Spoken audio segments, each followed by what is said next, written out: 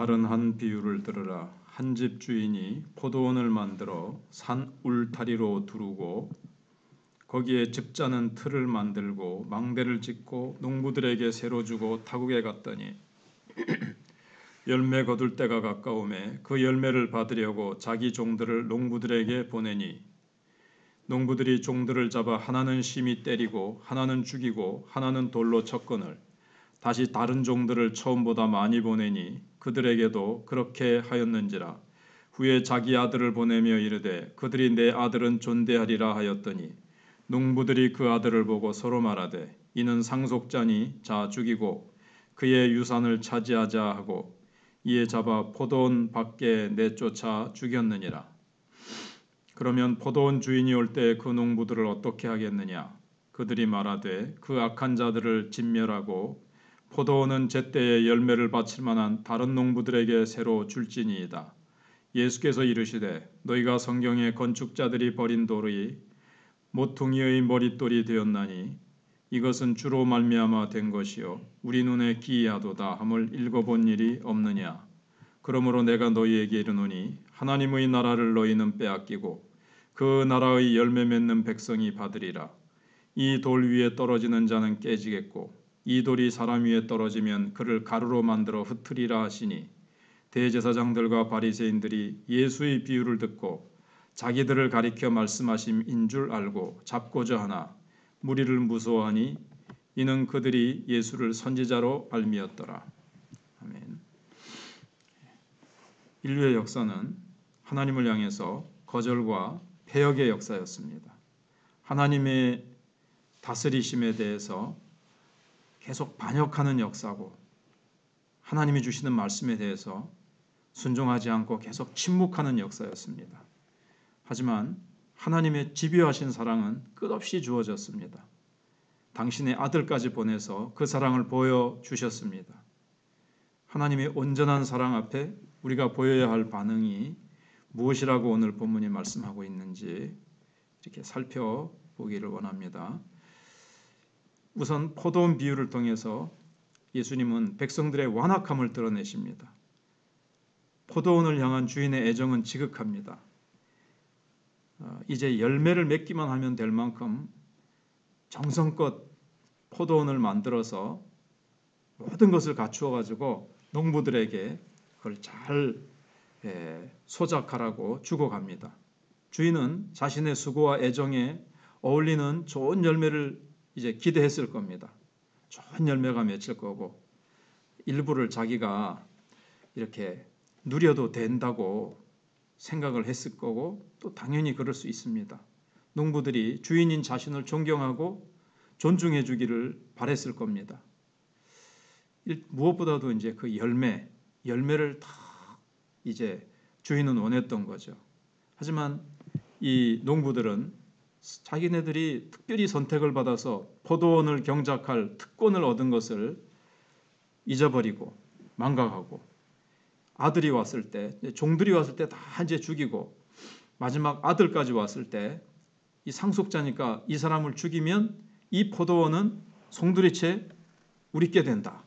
이런 악한 마음을 가지고 아들마저 죽입니다. 종들을 거절하고 아들마저 죽인 거는 이제 주인의 것을 다 자신의 것으로 차지하고 싶은 그런 강한 욕망 때문에 그렇습니다. 나중에 뒤에 나왔지만 이 바리새인들이 종교 지도자들이 그것이 자기네들을 향해서 하는 말인 줄 알고 예수님을 더 이제 막 죽이려고 그랬죠. 이제 상속자 되신 예수님, 하나님의 아들 예수 그리스도를 죽이고 자기네들이 누리고 있는 그 특권과 종교적인 권력 이런 것들을 이권 이런 것들을 아예 다 차지하고 싶어서 예수님께 그 열매와 영광을 돌리기 싫어서 자기네들이 다 차지하고 싶어하는 모습 바로 자기들을 두고 한 말인 줄 깨달았습니다. 그런데 농부들은 계속 종들도 죽이고 아들마저 종들을 막 이렇게 거절하고 때려서 보내고 아들마저 죽였는데 주인의 태도는 달랐습니다. 자신을 인정하고 합당히 경배할 때까지 참았습니다. 그래서 이거는 하나님께서 이스라엘 역사 내내 보여주신 그런 역사죠. 하나님이 선지자들을 계속 보내서 말씀하셔도 계속 거절하고 그 다음에 모욕을 줬습니다. 돌로 쳐서 죽이고 그랬죠. 하나님을 모욕하는 거거든요. 그래도 하나님은 그걸 참으시고 선지자들을 또 보내시고 또 보내시고 하시면서 계속 기회를 주셨습니다. 이스라엘 백성들이 돌아오기를 바라셨습니다. 하지만 이스라엘은 은혜를 망각한 채 하나님 없는 자기네들만의 왕국을 꿈꾸었고 결국 메시아 하나님의 아들까지 거절했습니다. 말씀에 마음이 사로잡히지 않으면 예수님은 나의 왕이 되실 수 없습니다. 그러니까 오늘날도 예수님이 우리 속에 오셨지만 말씀에 사로잡히지 않으면 정말 예수님이 나의 왕으로 내 삶을 다스리시고 나를 온전히 주장하시지 못한다는 거죠. 예수님의 인도하심을 거절하고 내 마음대로 살아갈 수 있습니다. 그러니까 세상 것에 대한 탐욕은 하나님의 손길을 거부하게 만듭니다. 내 안의 욕망을 드러내고 주님의 말씀을 우리가 거절하지 말아야 하겠습니다. 정말 지금도 주님이 원하시는 열매, 가시면서 복음 전하라, 제자 삼으라, 그게 이제 우리가 맺어야 될 중요한 열매죠. 물론 삶의 열매, 사랑의 열매, 성령의 열매를 맺어야 되지만 그런 것들 통해서 또 예수 향기 나타내면서 결국 우리가 사람들을 그리스도께로 인도하는 열매를 맺어야 됩니다. 그런데 하나님의 사랑은 무조건적인 사랑이나 기계적인 사랑이 아닙니다. 거기에 반응해야 됩니다. 하나님이 사랑을 베푸시는데 은혜를 거절해버리면 은혜를 받을 수가 없습니다. 여기 포도원 농부들이 그랬죠. 그리고 하나님의 인내에도 끝이 있습니다. 열매를 계속 맺지 않으니까 주인이 열매를 못 찾으니까 열매 맺는 자에게 그것을 뺏어가지고 준다 그랬습니다. 사실 이방인들을 말하는 거죠. 유대인들이 열매를 못 맺으니까 유대인들은 그걸 빼앗기고 맙니다. 증인의 사명, 하나님이 주신 가나안 땅 빼앗기고 말죠. 그래서 하나님의 선택이 조건 없이 어떠한 짓을 해도 안전을 보장해 준다, 보호해 준다. 계속해서 그 포도원을 열매를 맺는 특권의 자리가 계속 주어지는 게 아니에요. 열매 맺지 못하면 다른 사람에게로 옮겨지는 겁니다. 그래서 요한계시록에도 촛대를 옮기리라는 말씀이 자꾸 나오지 않습니까? 그래서 주인은 우리의 혈통보다도 열매를 요구하십니다. 이스라엘 백성들은 우리는 아브라함의 자손이니까 혈통적인 자손을 중요시 여기고 하나님 우리를 사랑하시고 우리는 하나님의 축복을 받을 수밖에 없다고 했지만 하나님은 열매를 요구하십니다. 이스라엘 백성들을 통해서 하나님이 온 열방에 증거되기를 원하셨는데 하나님의 영광을 드러내는 열매를 맺기를 원하셨는데 그 열매를 맺지 못했습니다. 그리고 예수님은 건축자들이 버린 돌이 모퉁이의 머릿돌이 되었다는 말씀으로